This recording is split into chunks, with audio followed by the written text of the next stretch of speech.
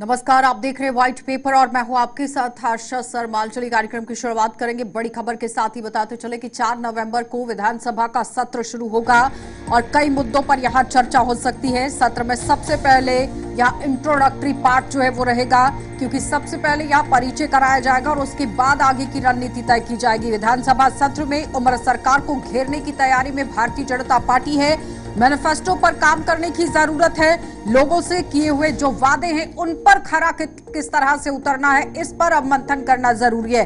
दोनों पार्टियों की तरफ से अपने अलग अलग मैनिफेस्टो सामने रखे गए थे, जिसमें नेशनल कॉन्फ्रेंस पार्टी और बीजेपी दोनों बड़ी पार्टियां बनकर जम्मू कश्मीर के अंदर उभरी हैं, जिसमें आपने देखा कि बीजेपी ने 29 सीटों पर यहां जीत हासिल की थी। लेकिन फिलहाल नेशनल कॉन्फ्रेंस की अगर हम बात करें तो 42 सीटों पर यहां उन्होंने जीत जरूर दर्ज की, लेकिन पूरी मेजॉरिटी के साथ वो अपनी सरकार बनाने में कामयाब रहे, क्योंकि कई निर्दलीय लोग उनके साथ जुड़ गए। लेकिन इस बीच में विधानसभा का जब सत्र शुरू होता है तो वहां पर किन मुद्दों को लेकर चर्चा होगी, ये बड़ी बात रहेगी। लेकिन इससे पहले बताते चले कि जो जानकार हैं वो ये कहते हैं कि ज्यादा लंबा ये सेशन नहीं चलने वाला है और ज्यादा मुद्दों का हल इसमें नहीं होगा, क्योंकि कैबिनेट के अंदर ही सारी बातें होती है, सारे प्रस्ताव को रखा जाता है, उस पर मुहर लगती है।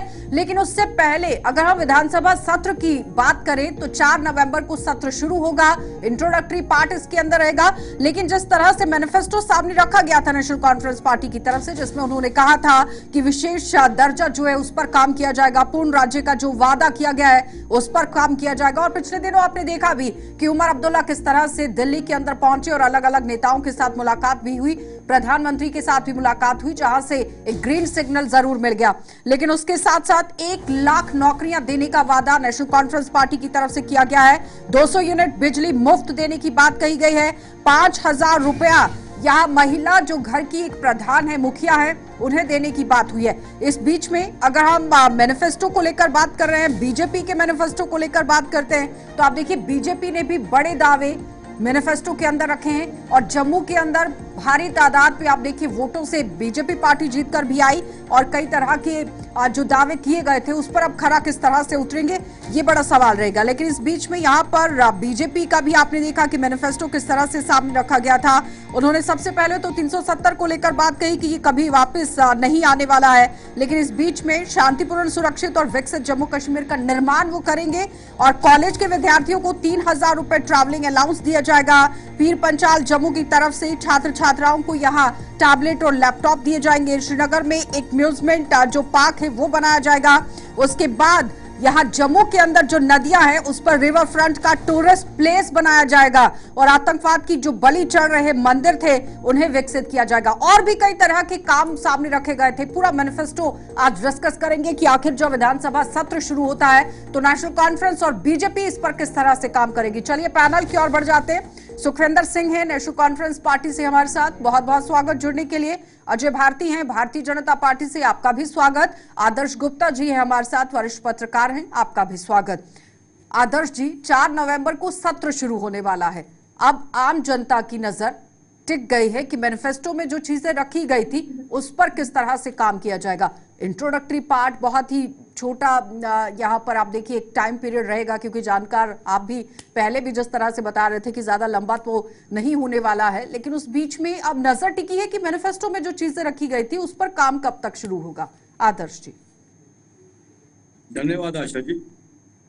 सबसे पहले तो मैं आपको ये बता दूं, ये सत्र जैसे आपने पहले कहा कि बहुत छोटा सा सत्र है और उसके साथ साथ आपने दोनों के मैनिफेस्टो आपने बड़े विस्तार पूर्वक सब कुछ बता ही दिया है कि मैनिफेस्टो क्या। और इससे पहले भी लोग जानते थे कि चुनावों के दिनों में हर रोज मैनिफेस्टो के ऊपर ही बात होती रही है। लेकिन जहां तक सत्र का सवाल, 4 तारीख को सबसे पहले तो स्पीकर का चुनाव होगा, वहां पे इंट्रोडक्टरी के बाद स्पीकर का चुनाव होगा, उसके बाद जो है डिप्टी स्पीकर का चुनाव होगा और उसी के साथ जो गवर्नर का जो इलेक्टेड गवर्नर जो है एड्रेस करेंगे। एड्रेस के बाद जो बहस शुरू की जाएगी। लेकिन बहस करने के लिए ज्यादा कुछ है नहीं यहाँ पे, क्योंकि कल 3 तारीख को भारतीय जनता पार्टी ने भी श्रीनगर में सभी विधायकों की मीटिंग बुलाई है ताकि वो लीडर ऑफ द अपोजिशन वहां से चुन सके। उनका लीडर ऑफ अपोजिशन भी अभी तक नहीं चुना। जिस तरह से सूत्र बता रहे थे कि देवेंद्र राणा जी का नाम आ रहा था, लेकिन अनफॉर्चुनेटली उनका निधन हो गया, तो शायद अब नया ही लीडर ऑफ द अपोजिशन जो है भारतीय जनता पार्टी चुनेगी। वो 3 तारीख को सभी 28 के 28 विधायकों को वहां बुलाया गया। भारतीय जनता पार्टी को डिप्टी स्पीकर के पद की ऑफर की गई है, जैसे सूत्र बता रहे थे। लेकिन भारतीय जनता पार्टी ने अभी तक अपने पत्ते नहीं खोले हैं कि वो डिप्टी स्पीकर का पद स्वीकार करेंगे या नहीं करेंगे। ये तो अजय बाद जी, में पता चलेगा। भारतीय लेकिन मोस्ट जनता प्रॉब्ली पार्टी लग को रहा है, मैंडेट जम्मू की जनता ने दिया, लेकिन अभी तक बीजेपी अपने पत्ते नहीं खोल रही है। ऐसा क्यों? जल्द से जल्द इस पर काम होना चाहिए था। 4 को तो सत्र शुरू होने वाला है। आशा जी, सबसे पहले आपको, आपके हमारे को पैनलिस्ट्स को और सारे दर्शकों को नमस्कार। दिवाली, गोवर्धन पूजा और छठ पूजा की बहुत बहुत बधाई।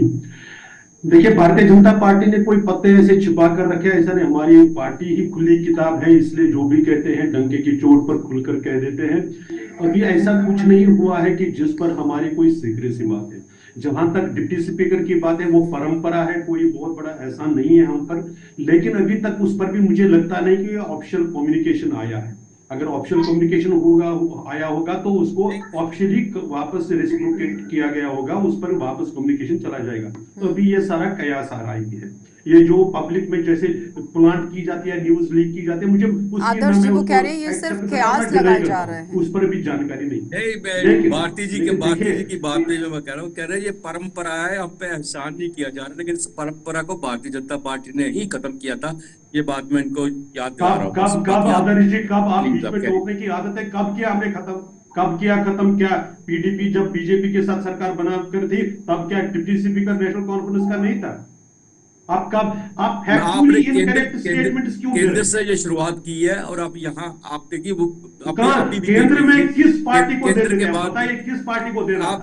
आप फैक्चुअली इनकरेक्ट, आप मिसलीड कर रहे हैं। कांग्रेस को आप मिसलीड कर रहे हैं।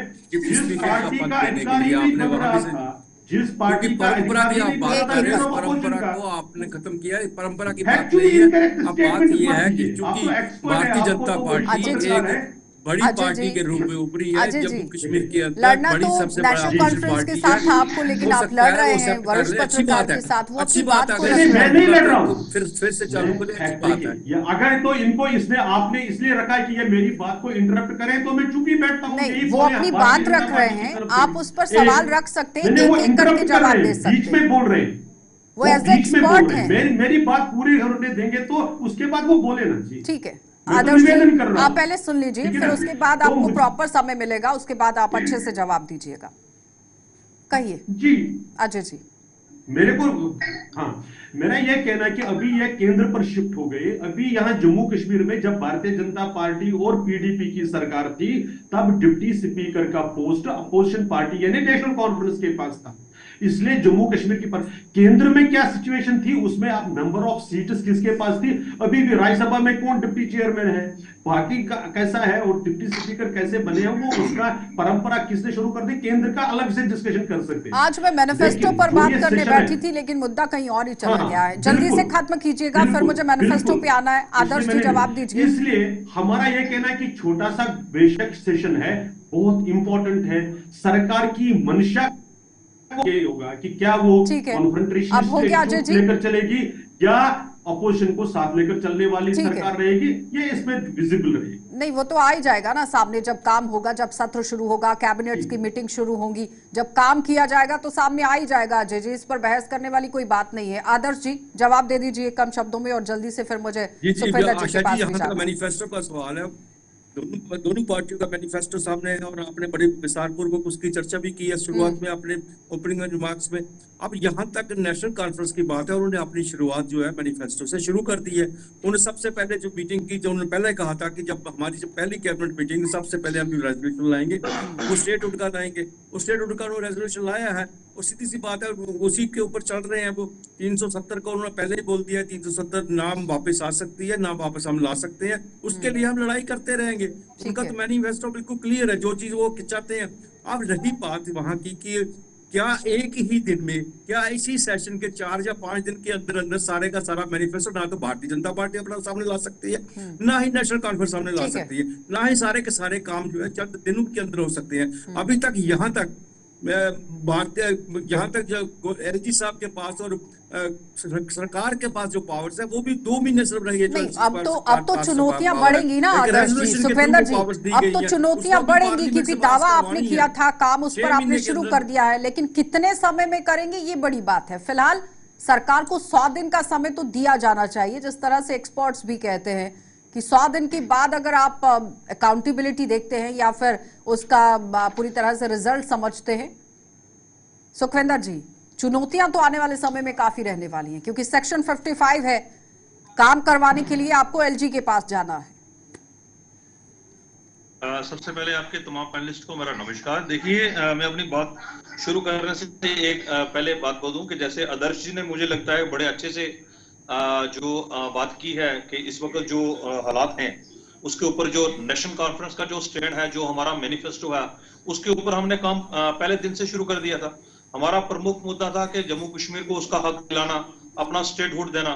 तो उसके ऊपर हमने जल्द ही एक कैबिनेट मीटिंग ली, उस पर एक रेजोल्यूशन पास करके हमने सेंट्रल गवर्नमेंट को दे दिया है। रही बात इस सेशन की, तो इस सेशन में बहुत सारी चीजें हैं जो जम्मू कश्मीर की जो उठाई जाएंगी, तो उसके ऊपर भी मैं समझता हूँ कहीं ना कहीं आपको एक बड़ा अच्छा एक सुनने में मिलेगा इस सेशन के बाद कि हमारी आगे क्या क्या नीति रहेगी, जो हमने वादे किए हैं, हमने मैनिफेस्टो में जो वादे किए हैं वो किस तरीके से पूरे किए जाएंगे। तो इसमें कोई शक नहीं है कि नेशनल कॉन्फ्रेंस जिस मैनिफेस्टो को लेकर आई थी वो आज उसके ऊपर काम भी कर रही है और आगे काम करती रही। अजय जी, वो कह रहे हैं नेशनल कॉन्फ्रेंस ने तो अपना काम शुरू कर दिया है, भारतीय जनता पार्टी कब तक काम शुरू करेगी? नहीं, वो हाँ, उन्होंने कॉन्फ्रंटेशनिस्ट एटीट्यूड शुरू किया। वही तो मैं कह रहा हूँ कि इस सेशन में जब वो एलजी साहब का एड्रेस आएगा जिस पर नेशनल कॉन्फ्रेंस के काउंसिल ऑफ मिनिस्टर्स का ये बात है, देखिए इन्होंने क्या किया, उनको सोशल वेलफेयर के साथ, लोगों के साथ किए हुए वादों का चिंता नहीं है। हम ये कह रहे हैं, आज भी अगर आप देखेंगे टेरर अटैक्स को लेकर डॉक्टर फारूक साहब और अलायंस पार्टनर्स कैसे कैसे बोल रहे हैं, इंटरनल पॉलिटिक्स को वो लोगों पर थोप रहे हैं, केंद्र की तरफ तो। अगर डीजी पुलिस को चीफ मिनिस्टर साहब अपनी मीटिंग में बुला सकते हैं तो बाकी काम क्यों नहीं कर सकते हैं? तो ये एक अलग विषय है। इसीलिए मैं कह रहा हूं कि कहीं अरविंद केजरीवाल जी ने उनको समझाया तो नहीं कि भाई शुरू से ही कॉन्फ्रंटेशन रखो तो आप अपनी राजनीति सेकते रहो, वो एक चीज है। लेकिन वास्तव में अगर इनके पास स्टेट लिस्ट है, स्टेट लिस्ट इनका अपना एक्सक्लूसिव अधिकार है, उस पर लोगों को कितनी राहत देते हैं? प्रश्न वो चीज है कि ये क्या उसको अपने सेशन में स्टार्ट में ही क्या वो पेंशन को रिवाइज करने वाला डिसीजन नहीं ले सकते थे? क्या वो जो 200 यूनिट की फी उन्होंने कहा था उसको ले सकते? कोई तो एक आध वेलफेयर स्कीम का भी कोई जवाब ले लेते। वो कह रहे हैं कि अरविंद केजरीवाल की तरह आप लोग काम कर रहे हैं कि बार बार माहौल को गमगीन बना दिया जाए। देखिए, मुझे लगता है कि बीजेपी के जो प्रवक्ता हैं इनको क्लियरली इस चीज के बारे में नॉलेज नहीं है कि देखिए इन्होंने कहा कि टेरर अटैक हो रहे हैं। मुझे लगता है कि 10 सालों में शायद बीजेपी के प्रवक्ता शायद जम्मू कश्मीर में नहीं थे, इनको ये पता नहीं है कि जम्मू कश्मीर में सबसे ज्यादा अटैक हमारे। आप अपने अध्यक्ष की बात सुनिए ना, उन्होंने क्या कहा? आपके अध्यक्ष का स्टेटमेंट मैंने कोट किया। आपके जो अध्यक्ष डॉक्टर फारूक साहब मुझे बोलने दीजिए, पार्टनर्स में जो कंट्राडिक्शन है सर, मैंने उसको बता दीजिए आज उन्होंने क्या कहा, डॉक्टर फारूक साहब ने क्या कहा आज? सर आप इंटरप्रेट मत कीजिए, मुझे बोलने दीजिए। अब आप नहीं इंटरप्रेट नहीं कर रहा हूं। आप देखिए वर्सेस हो रहा है ना, तो मैं बीच में बोलता नहीं, मेरी आदत नहीं है बीच में बोलने की। मैं सिर्फ कह रहा हूं कि मैंने डॉक्टर फारूक अब्दुल्ला साहब और आपका अलायंस पार्टनर सीपीआईएम है, उनके बीच में जो तजाद है उनके स्टेटमेंट्स में, मैंने सिर्फ वो ध्यान में दिलाया। बाकी आपकी मर्जी। देखिए आपको देखिए जो टेरर अटैक हो रहे हैं, ये मैं आपको ये क्लियरली बता दूं, अभी भी जम्मू कश्मीर में यूटी है, सारी सेना जो जितनी हमारी पावर्स है वो एलजी के पास है। आपके पास सारी चीजें 10 सालों से आपके पास है, अभी भी आपके पास। डीजीपी पुलिस किस लिए आए थे मुख्यमंत्री की बैठक में? डीजीपी पुलिस किस लिए बुलाए गए थे मीटिंग में? आप मुझे बोलने देंगे? अगर वो पुलिस आपके अंडर नहीं है, वो किस लिए थे मीटिंग में? ये बता दीजिए लोगों को। बोलने देंगे आप मुझे मीटिंग में? और डीजीपी पुलिस पर ही तो रिस्पॉन्सिबिलिटी है ना, पुलिस के अंडर ही तो सारे काम हो रहे हैं, वही बाकियों के साथ कोऑर्डिनेट करते हैं। Unified command. सुखविंदर जी, वो सीधा सवाल आपसे पूछ रहे हैं कि जिस तरह से डॉक्टर फारूक अब्दुल्ला ने आज सवाल खड़ा कर दिया कि यहाँ पर ये क्या कुछ हो रहा है, इस पर इन्वेस्टिगेट करने की जरूरत है, इन्हें मारने की जरूरत नहीं है, पकड़ने की जरूरत है, और फिर पूछने की जरूरत है कि आखिर ये सारी घटनाएं यहाँ पर क्यों हो रही हैं। तो अपने समय को वो याद दिला रहे हैं कि जब पहले इस तरह की घटनाएं हुआ करती थी उस वक्त क्या हुआ करता था, किस तरफ इशारा कर रहे हैं डॉक्टर फारूक अब्दुल्ला। दूसरी तरफ सीपीआईएम की तरफ से जिस तरह से बयानबाजी आज हुई वो याद करा रहे हैं आपको। अजय जी पूरे मुद्दे को किसी और तरफ ले गए। अजय जी, आज मैं डिस्कस कर रही हूँ पैनल के अंदर मैनिफेस्टो। अगर मुझे आतंकवाद पर डिस्कशन करनी होती तो आज का टॉपिक मेरा आतंकवाद होता और डिफेंस एक्सपर्ट आपके पास होता और आप दो पार्टियां बीच में होती। इतना ध्यान रखना चाहिए क्योंकि मुद्दा बार बार डिरेल हो रहा है। चलिए फिलहाल रुकेंगे एक छोटे से ब्रेक के लिए, जल्द वापस लौटेंगे। माताओं को यहां प्रतिवर्ष 18,000 रुपए देंगे। उज्ज्वला योजना के सभी लाभार्थियों को 2 सिलेंडर मुफ्त देंगे। फिर प्रतियोगी जो परीक्षाएं हैं उनके लिए युवाओं को 10,000 रुपए की रीइंबर्समेंट देंगे। और पीर पंचाल के अंदर जम्मू की तरह यहां छात्र छात्राओं को टैबलेट और लैपटॉप देंगे। पहलगाम को एक अच्छा टूरिस्ट प्लेस बनाएंगे। फिलहाल इतने पे इस पर पहले जवाब दीजिए, इस पर कब तक काम शुरू हो जाएगा? क्योंकि अब जनता काम चाहती है। हमने भारतीय जनता पार्टी का जो मैनिफेस्टो था कि हमारी स्टेट में सरकार बनेगी तो हमें ये करेंगे, हम अनफॉर्चुनेटली नहीं बनाए। हमारी कुछ सीटें कम पड़ गई कि हम सरकार नहीं बना सके, इसलिए अब हमारा रोल चेंज हो रहा है। हम वॉचडॉग के नाते, प्रहरी के नाते, जो लोगों के जो अब नेशनल कॉन्फ्रेंस ने वादे किए हैं उन पर वो चले, और जो वो गलत वादे अगर कोई है उसको हम ना करने दें, ये हमारी रिस्पॉन्सिबिलिटी है। और मैं आपको आश्वस्त करता हूं भारतीय जनता पार्टी की तरफ से, अजय जी, पूरा बेशक भारतीय जनता पार्टी की सरकार नहीं बनी, 29 सीटें आप जीत कर आए हैं, वोट शेयर आपका सबसे ज्यादा है। कहने का मतलब ये है कि जम्मू के अंदर जितनी भी सीटों पर, कश्मीर या जम्मू में जहां जहां पर भी आप लड़े, मैंडेट आपको मिला, जनता ने आपको दिया, आप पे भरोसा किया। निश्चित रूप से इसीलिए हम उनके अधिकारों की, उनके राइट्स की रक्षा करेंगे और उनके साथ कोई जाति ना हो। लेकिन हम सरकार में पॉलिसी मेकिंग में नहीं है, ये जनता जानती है। हमारे यहाँ पर देखिए, समझ लीजिए, मैं सिर्फ यही कह रहा हूँ कि हमारा रोल जितना रहेगा उसको बखूबी निभाए, और लोग जिन लोगों ने हमको वोट दिया वो भी, और जिन्होंने नहीं भी दिया वो गर्व करेंगे कि भारतीय जनता पार्टी जैसी पार्टी को हमने असेंबली में भेज दिया। आदर्श जी, कितना इत्तेफाक आप अजय जी की बात से रखते हैं? क्योंकि केंद्र में सरकार भारतीय जनता पार्टी एनडीए सरकार है और एलजी के पास सेक्शन 55 के तहत पावर्स है। आसान है, भारती जी बड़ी जल्दी बुरा मान गए थे इस बात को, मैंने सिर्फ उनकी बात को याद दिलाया था। ये बड़ा आसान है, इससे पल्ला पल्ला झाड़ना बहुत आसान काम नहीं है। भारतीय जनता पार्टी अगर सरकार में नहीं है तो इसका मतलब यही नहीं है कि अपने वो जितने भी उनके मैनिफेस्टो सब भूल जाएंगे और सिर्फ नजर ही रखेंगे नेशनल कॉन्फ्रेंस के मैनिफेस्टो को। जम्मू के लोगों ने 29 सीटें दी हैं, 29 सीटें जम्मू के लोगों ने सरकार बना के दी है। अगर सरकार नहीं इनसे बनी तो कश्मीर में नहीं बनी, जहां इन्होंने करोड़ों अरबों रुपए खर्च कर दिए वहां पे, उसके बदौलत जम्मू में खर्च करते 5-6 सीटें जम्मू से और भी ज्यादा निकाल सकते थे। इन्होंने कश्मीर के ऊपर सारा ध्यान केंद्र किया, वहां ही सब कुछ पैसा लगाया। लोगों ने सरकार बनाने के लिए इनको वोट दिया है, मैंडेट दिया है। 29 एमएलए सबसे बड़ी पार्टी बना के दी है जम्मू से, और उनको नहीं लगा, उनको नहीं चाहिए ये सरकार किसकी है। उनको 29 एमएलए, उनके 29 एमएलए उनके मिनिस्टर हैं, 29 के 29 एमएलए अजय जी जवाब दीजिए, वो कह रहे हैं इस तरह से पल्ला नहीं झाड़ सकते हैं आप। देखिए, उनकी आशा घोषित प्रवक्ता नेशनल कॉन्फ्रेंस के हैं, ऐसा लगता है। नहीं अजय जी, इस तरह से आप कटाक्ष करते हैं और टिप्पणी करते हैं, वो बिल्कुल अच्छा नहीं लगता है। एज एक्सपर्ट वो अपनी बात रखते हैं अजय जी, आप बुरा मान जाते हैं हर बार। नहीं अजय जी, आदर्श जी ठीक है, बस अजय जी जवाब दीजिएगा क्योंकि समय भी कम है मेरे पास। मुझे सुखविंदर जी के पास कह रहा हूं कि जो एमएलए के पास अधिकार है, जो उनके पास ताकत है, उस पर गर्व करेंगे। केवल जम्मू के लोग ही नहीं, पूरी यूटी के लोग, मैं ये आश्वासन देता हूं। उसमें से आप मुझे बताएं क्या क्या हम सरकारी पॉलिसी बना सकते हैं क्या? इसीलिए मैंने कहा था कि इस सेशन में सुखविंदर जी होने के बाद भी ये इम्पोर्टेंट रहेगा कि अजय जी हो गया कॉन्फ्रेंस की सरकार कैसा इंडिकेट करती है। सुखविंदर जी, 1 लाख नौकरियां देने का वादा, 200 यूनिट बिजली मुफ्त, 5,000 रुपए यहाँ पर परिवार की महिला को देना है। 1 साल में 12 एलपीजी सिलेंडर, जहां बीजेपी 2 सिलेंडर दे रही है, आप 12 दे रहे हैं। और उसके बाद सेब का जो आयात हो रहा है उसको प्रतिबंधित करने और पर्यटन क्षेत्र को उद्योग का दर्जा देने के लिए भी काम करना है। कब इस पर काम शुरू होगा? क्योंकि आपने रेजोल्यूशन लाया, आपने फर्स्ट स्टेप उठाया, बहुत स्ट्रांगली उठाया, लेकिन बाकी काम कब तक? देखिए मैम, ये सेशन शुरू होने दीजिए, इसके बाद हमारे बहुत सारे काम जो है वो आपको देखने में मिलेंगे। जहां तक बात है 1 लाख जॉब्स की, तो हमारे पास 1 लाख के भी ऊपर जॉब्स इस वक्त वैकेंसीज जो है हमारे जम्मू कश्मीर में वैकेंसीज खाली पड़ी हुई है। इसमें नो डाउट कि हमारा जम्मू कश्मीर 10 सालों में बहुत ज्यादा कब भरेंगे? हाँ भरें, कब भरेंगे? ये एक दिन की बात, तो एक दिन की बात या 2 दिन की बात नहीं होती, ऐसा ये प्रोसेस है। इस प्रोसेस को शुरू कर दिया, बहुत जल्द ही शुरू कर दिया जाएगा। जहां तक बात है 200 यूनिट की, इसके ऊपर भी हमारी बात जो कैबिनेट मीटिंग्स आमतौर पे हमारे जो उमर अब्दुल्ला जी ले रहे हैं, उसके ऊपर भी जल्दी होगा फैसला। जहां तक 5,000 की बात है, ये भी आपको आदर्श जी, ये श्योरली हाइड्रो प्रोजेक्ट्स को लेकर बात करेंगे। ज्यादातर बिजली तो बाहर बेची जा रही है, कैसे मैनेज होगा?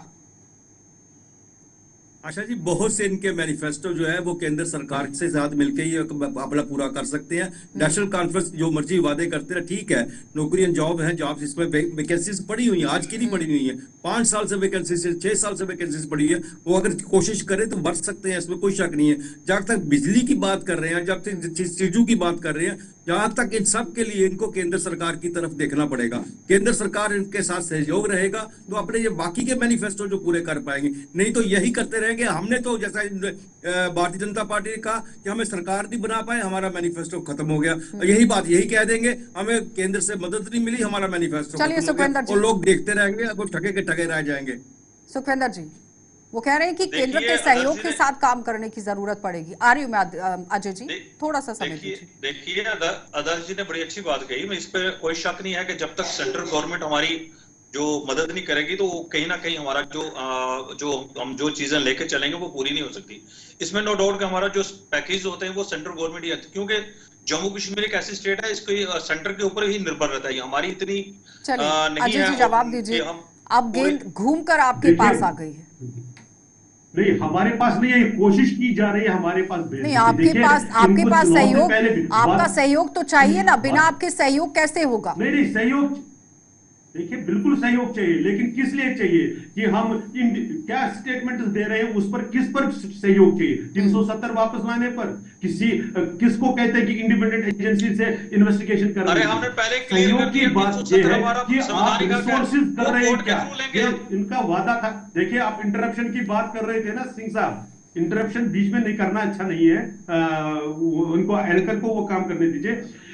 बात यह है कि रिसोर्सेज मोबिलाइज कौन करेगा? सिर्फ केंद्र से, केंद्र को कहेंगे कि आपके सारे खर्चे आप उठा लीजिए, लेकिन अकाउंटेबिलिटी हमसे मत ले लीजिए। वही तो 370 था, इसीलिए तो उसको हटाया गया कि भाई आप अकाउंटेबल बनिए, रिस्पॉन्सिबल बनिए, और भी केंद्र करे। केंद्र अब कैसे सहमति आप लोगों की होगी, बताइए जरा।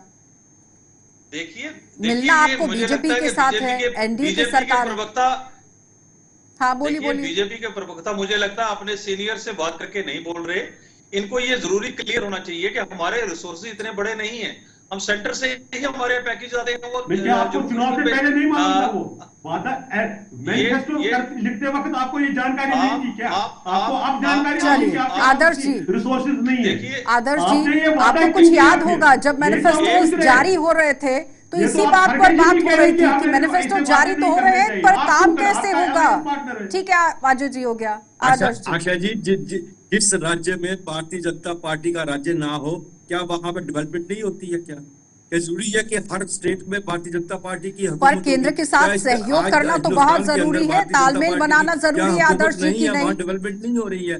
जो राइट्स है, स्टेट के राइट्स है, वो तो सेंट्रल गवर्नमेंट कोई भी ठीक है, बहुत बहुत धन्यवाद आदर्श जी जुड़ने के लिए। अजय जी आपका भी धन्यवाद, सुखविंदर जी आपका भी धन्यवाद। तो फिलहाल मैनिफेस्टो को लेकर अब पेंच जो है वो फंसता जरूर नजर आएगा, क्योंकि जैसे ही मैनिफेस्टो पर काम शुरू होगा, केंद्र सरकार के साथ राज्य सरकार का तालमेल किस तरह का रहता है ये देखने वाली बात है। क्योंकि जो मैनिफेस्टो के अंदर चीजें रखी गई हैं उसमें अगर उनका हल करना है तो केंद्र सरकार का सहयोग बहुत जरूरी है। आप देखते रहिएगा।